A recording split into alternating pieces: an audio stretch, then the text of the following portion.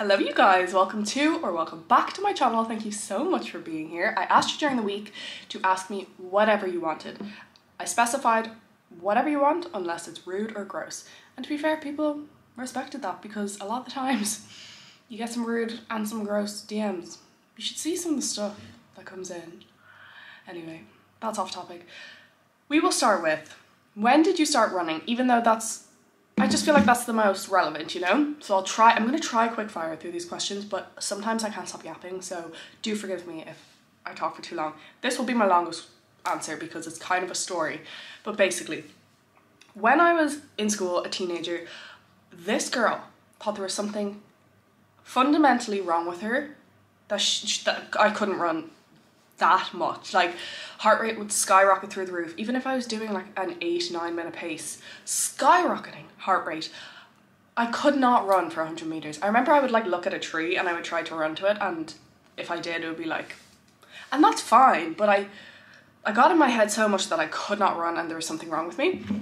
So then when I was 16, I signed up for this 5k park run with my mom because I was fundraising for charity, and guys, I trained for months and months and months. This poor woman, bless her heart, had to train me, and I still feel bad for her to this day because I used to hyperventilate, literally where I'd be like, call the ambulance, I can't breathe. Training for this 5k, and then I ran the 5k, I think it was like 45 minutes. I gave up right there and then. I hated every second. I hated every second of it. So I gave up there and then. Felt bad for my mom, to be fair. But yeah, school, hated running, I used to do a bit of hockey in school, but I didn't really like it. And I was on the worst team. I just wasn't your sporty girl, you know? And then when I was like 20, I got a coach. And she used to try to get me to do a 3 and a 5k a week. Was I 20? That probably wasn't when I was 20. I don't know, since I've been 20, I've been running sort of 3 and 5ks. And I remember just, once again, hating it. Keyword is hate, and I don't use that word lightly. Hated it.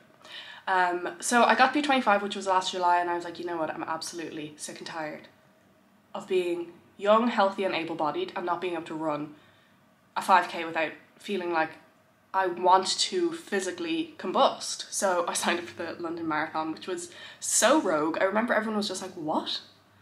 And I started documenting it, and since then, yeah, the rest is history. We ran the marathon in April, and I'm running another one in November.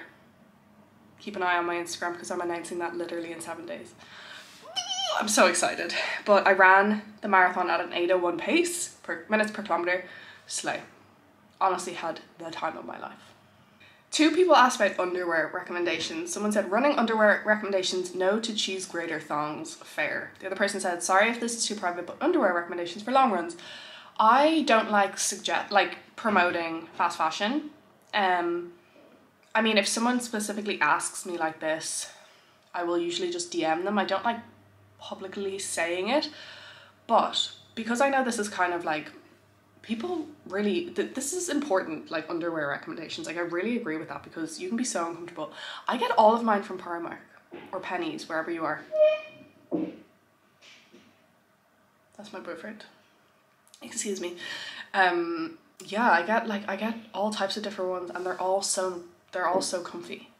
I think I get a size up though. A size up from my normal size is my right size, if that makes sense. Someone said, what do you do for work? Do you love it? If not, what would you rather do, and what's your dream job? I have my dream job, and I'm so lucky to say that. I can't believe I even get to say that, but I genuinely have my dream job. So I'm self-employed as of like 2 months ago. Like, I'm a sole trader, and with that I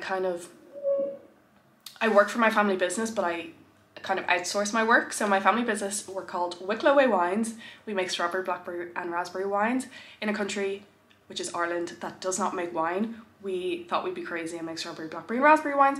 It's the most beautiful product. If you're in Ireland, because we only ship to Ireland, please get your hands on it. We're stocked around the country. We do tours and tastings. We've been in Vogue, we've been on NBC. Honestly, it's a joy, it's a dream. It's a dream to do what I do. Although it's very stressful because we're a family business, so I manage 100% of the back end. Like, I don't have help with it. So marketing, admin, accounting, all of the things that go into running a business is me. So when I say I'm self-employed, a lot of my time goes to that. Like, I'm pretty much full-time on that, and even after doing full-time hours, I always feel like I'm painfully behind, because I also do social media, which is, it's a lot, guys. It's actually quite a lot. And you told me a year ago that social media was, I don't know, that it was a lot of work. I don't think I would have believed you, but it really is. And when you run as well, if your content's based around running, you're working a lot. And like, I kind of work 2 jobs, even though I'm self-employed. Do you get what I mean? It's like, I'm self-employed, so I have 1 job, but I feel like I have 2 jobs, if you get what I mean. So besides the fact that I'm always exhausted, and feel like I'm behind on everything, and kind of constantly feel like I'm creatively burnt out. I love my jobs, like I have my dream job and I'm so lucky, but I also work really hard, and I will give myself that. I've no shame in giving myself that, like I work really damn hard. Similarly, someone said, do you now feel pressured to keep running and racing since that's how you built your page? Yeah. And I think anyone in my position, like any of my friends or whatever, would say the same thing, but that is not a bad thing. It's actually very positive. It's a very positive thing, because I ran the marathon in April, it's now July.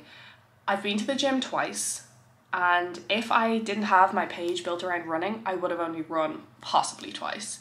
It keeps me accountable doing this for a job, because I genuinely would not go, and I'm being dead serious about it. I wouldn't go for the run, even though I love running, but I would just be like, oh, whatever. But if I know I like have to show up, then I go for the run. But then they also said about racing. No, I love racing. I absolutely love racing. Like this marathon in November, I am so excited for. Like, so yeah, I feel pressured to kind of go for my everyday runs, especially if I'm not training for something, but if I have a race, I'm so excited. I love it so much. Someone asked me, what are all the different ways that you currently make an income? In what proportions? See, that's the juiciness that we're talking about. Like, I feel like there's such taboo in talking about this type of stuff. But I'm not going to say I'm open to talk about it, but I'm not closed to talk about it, because I think income transparency is very important. So how are we going to answer this? I make, as I said, I have 2 jobs under the one umbrella. I make a lot more on social media than I do. So I'm trying to find the story again. I lost it, where all the questions are. I make a lot more on social media than I do on everything else that I do. Obviously, mainly what I call my day job is my family business. But in saying that, so you get paid on social media like through brand deals. I don't get paid through the Creator Fund because I'm Irish. Ireland don't have the Creator Fund, which is a way that TikTok pays you for making videos. I don't have that. So all of my money comes through brand deals. So most of the work you do, obviously the content that you put out, like 90% of it is organic content. You're not getting paid 1 cent for it. Like no one's paying you, no one's collabing with you. But then the 10% or whatever it is, it's not always going to be 10%. It depends on so many things, pay you for everything else that you're doing. So I don't know. I feel comfortable in saying that, say if you're an English creator, and I'm obviously not an English creator, I'm from Ireland, but I live in London and my agency is English. If you have 50,000 followers and you have a good engagement rate, which means you're getting good likes, you're getting good views, you're making over 4 figures per reel. Is that okay? Am I allowed to say that? So I'm not totally comfortable in saying, you know, too much, but English creators and creators who are on the English scene have the ability to make a lot of money, but not everyone does. It depends on your agency. It depends on a lot of things. It depends on your engagement rate. It depends on so many things that I can't just blanket it. Do you know what I mean? And when I say over 4 figures, I don't mean 5 figures. I mean like over £1,000. Someone said number 1, 2, and 3 favorite movies. Everyone that I know, like in my personal life, hates the fact that I don't watch movies. Like my favorite movie is Mamma Mia. My brother's biggest wish for me in his life is that I watch Lord of the Rings, and I have promised him that I'll watch it someday, but like, guys, I think my attention span is too bad. Like my brain's always going like, oh, la, la, la, la, I have to do this, I have to do that. Like, I need to be I need to be pulled in from the very start or else I'm not watching. Like, I'm a rom-com girly. And I actually hate that about myself too. Someone says, how to deal with the peer pressure in running. I'm a slow runner and comfortable in my lane, but always feel like pressure to run faster or nervous to join a running group.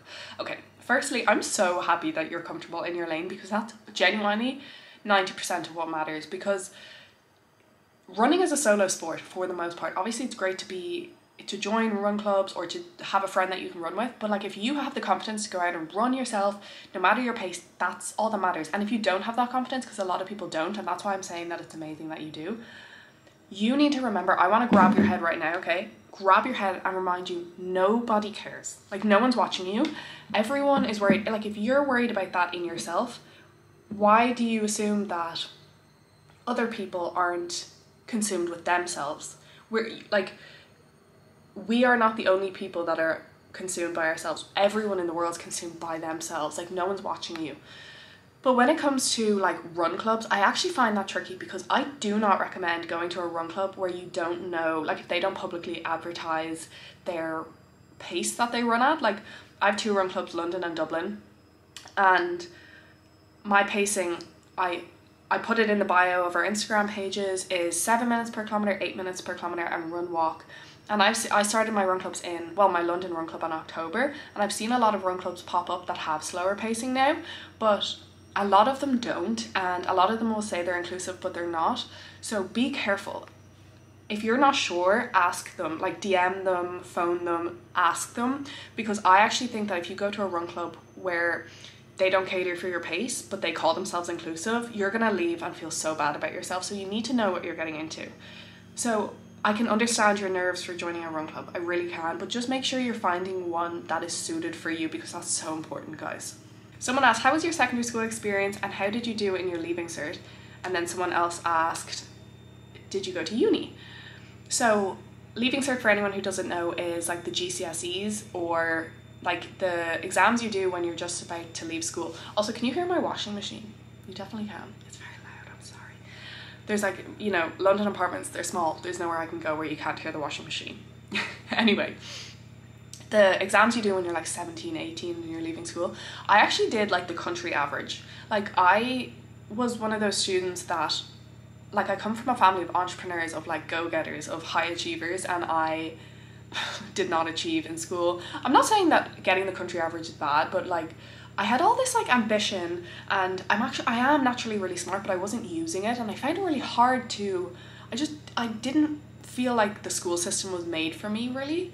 And my mom always says that as well. It's like, even though she did well in her schooling and whatever, she also is like, it's not for everybody. And if you're in that position, just remember, it's not for everyone. And there's so many, you don't have to do amazing in school to do amazing in life. Like, I went on to college then. So in answer to the, did I go to uni? We call it college, but it's the same thing. I went in and I did a course that got me into a bachelor's degree, and when I got into that bachelor's degree, which I would have never gotten into with the points that I got in my leaving cert, like, it was this really good degree, I ended up doing the best in my year in my stream, in my marketing stream. I did this international case competition with like some of the best colleges in the world. I was competing for my school. I graduated with a first class honours. So yeah, I did go to uni. I did business and management. I was so proud of myself. Like, I literally got myself and turned it around without even realising. I remember I was in 3rd year of college, and our lecturer, like the head lecturer of the course, said that I had done the best, and I had never, like, at this point I was like 20, 21, never in my life had I done the best at something. So I was like, no way. I was so beyond shocked, and that honestly changed my mindset for the rest of my life. And I actually ended up messaging him one day being like, thank you so much for doing that, like, for calling out that, because, and I was like, please continue to do that for students in coming years, because it gave me the confidence that I needed in myself, that like, I actually wasn't always just going to be average. And there's nothing wrong with being average, but like, it was always annoying me that I was like, I have this potential and I'm not using it. So I then just continued to push myself, and I ended up doing so well. And yeah, I was a COVID baby, so I didn't get graduation photos. I have graduation photos in my garden, but it's not really the same, is it? Will you, Emily and Jenny, come to Manchester for a run event for us slower girlies? You might have actually seen Emily and Jenny were just in Manchester for the My Protein Run Club. And I was invited, but I had to go to America last minute. which someone actually also said, are you okay? And they're asking me that because I kind of went silent on social media. I had to last minute take a flight to America. I haven't said this anywhere, but it was because my auntie passed. And I haven't said it because in my head this whole time I was like, it's not my tragedy. Like, even though it is my tragedy and I was absolutely devastated, my auntie was like such a beautiful, amazing person. But I was like, it's my granny's tragedy, it's my dad's, it's my cousin's tragedy, you know, and I don't want to be like, pity me. That might sound silly, but it's just how I was feeling. I didn't want to put the attention on me when it was like, it's theirs, you know. So, off topic, I am okay. I'm more than okay. I'm back in London, so thank you so much for asking. And two, I was meant to go to that Manchester My Protein run. It was like I think it was like 5 or 6 girls like hosted this run in Run Club with My Protein, and I was meant to go, and I was really excited. It was like a day trip up there. So if that happens again, watch out for our social medias, and I will definitely be there because I really genuinely was really excited to go to that, but I had to miss it.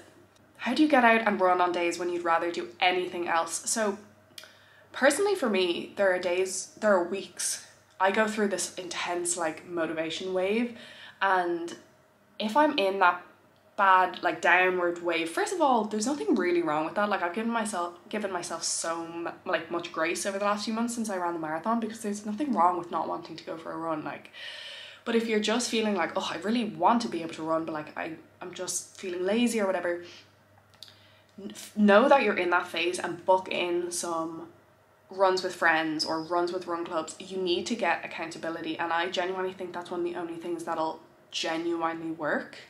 So that's what I would say. It's nothing groundbreaking, and you're probably like, I know that, but if you wake up on a day and you've like booked in with your friend to go for a run before work, you're gonna go, you know, you're gonna go. But if you set your alarm to wake up and it's just you going, you're gonna bail, especially if you're like in that phase where you're not motivated. How often do you incorporate strength training twice a week? When I'm training, when I'm actually doing it, when I'm actually going. Like, I've gone to the gym twice since the marathon, but I went today, so we're getting back into it. How have you found fitting in running around everything else lately? I struggle when it's busy. Guys, I can't actually organize my life right now. Like, everything is a mess. Everything. I wish I had answers to this.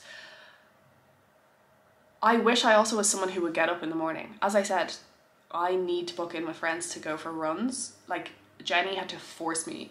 Even when I booked in a run with Jenny like last week, she still had to force me to actually do the run. But I so struggle to like get up before work and go for a run. Like, that happens once every 2 months. So guys, I don't know. Honestly, when I figure that out, I'll let you know. I'm running the London Marathon next year as a slow runner. Any tips? Enjoy it. I'm so jealous. Well, I'm not jealous. I'm not jealous enough because I didn't even enter the ballot, because I was like, there are other marathons that I'd love to do. I may as well give that spot to someone else. But not that I would have like gotten the ballot spot, but I didn't want to take it from someone if I did get it, you know. Enjoy the process. Don't be so hard on yourself. If you miss a run, you're gonna be fine. Stick to your plan. I have my runner plan. If you need a plan, you can use Runner, use code Selena, you'll get 2 weeks free. It's personalized, it's guided, amazing.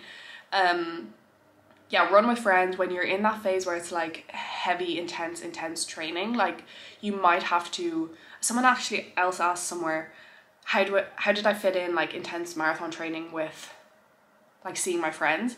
And sometimes you just can't, and I mean that in the nice way possible because I love my friends. But if you're in that phase where you're running like 50-60k weeks, like, and you work or you're in college or whatever, like, there's only so much you can do. So go easy on yourself. There is actually no possible way for you to do everything. So go easy on yourself. Go easy on yourself when you know you need to go easy on yourself, and push yourself when you know you need to push yourself. Because if you keep bailing on your runs, you won't get to that start line. Like, you won't get to the finish line. But if you need a day off, that's absolutely fine. Like, take the day off. What are your pre-run warm-up stretches, motivators? I use the Runner app.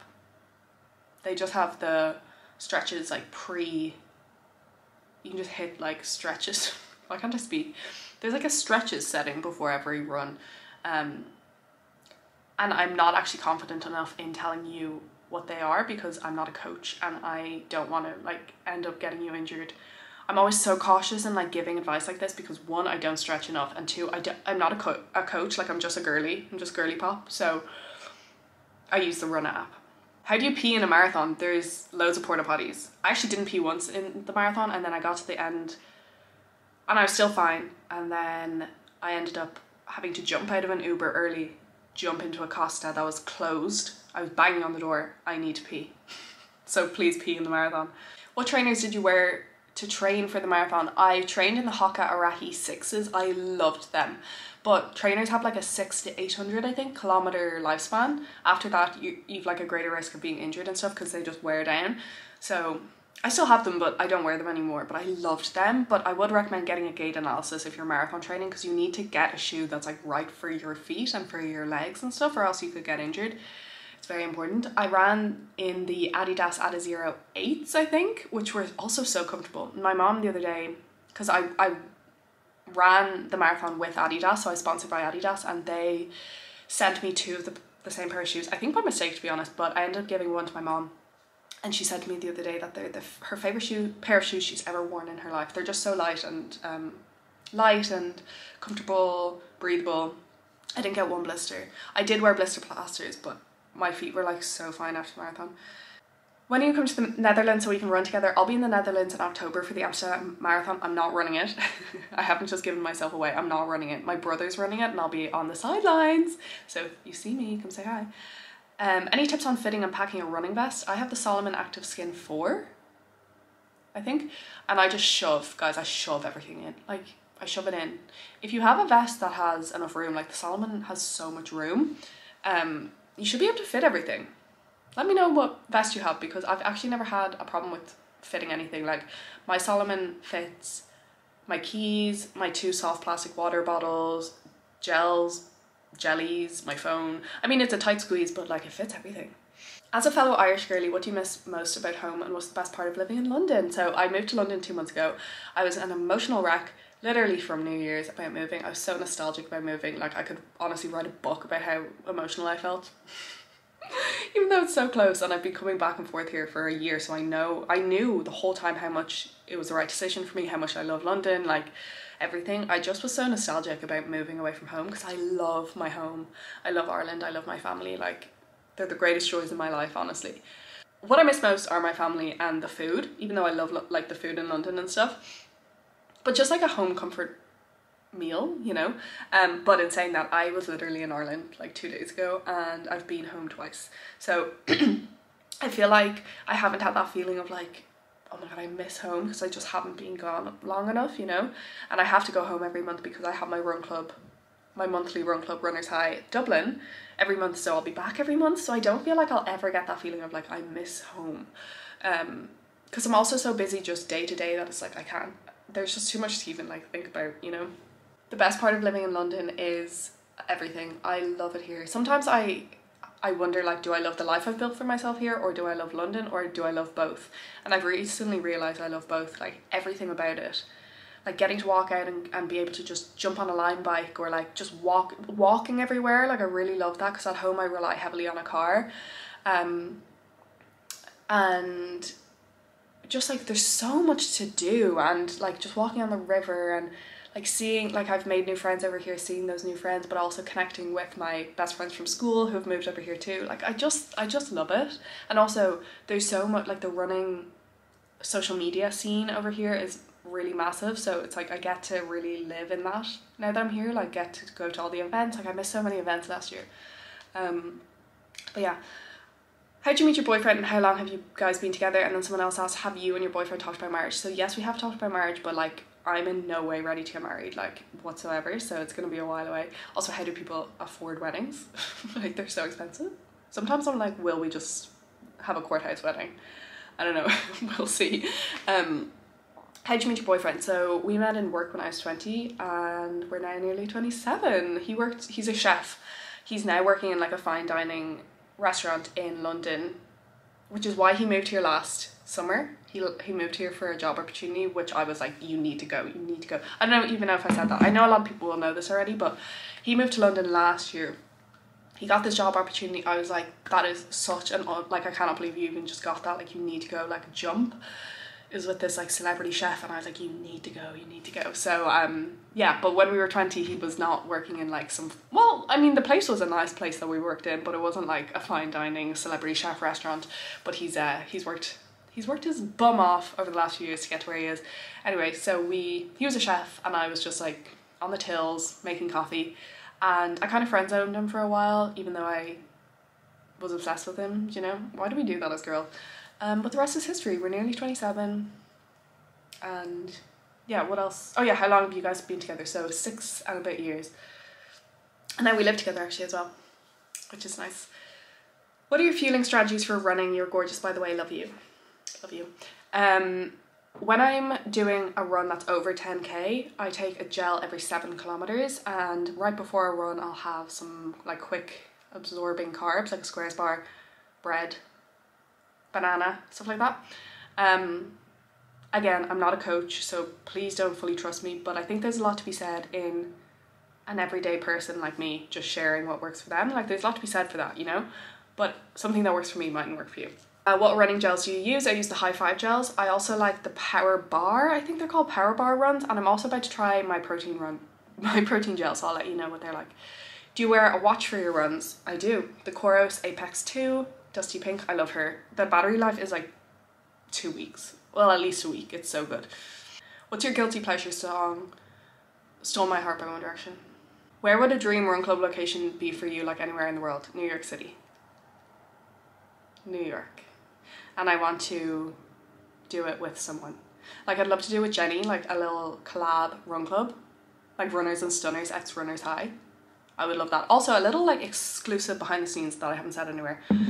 I'm rebranding. Well, I can't call it rebranding because I never branded my run clubs anyway, but I'm branding my run clubs, and I'm potentially changing the name because you can't trademark Runners High because Runners High, so many run clubs are called Runners High.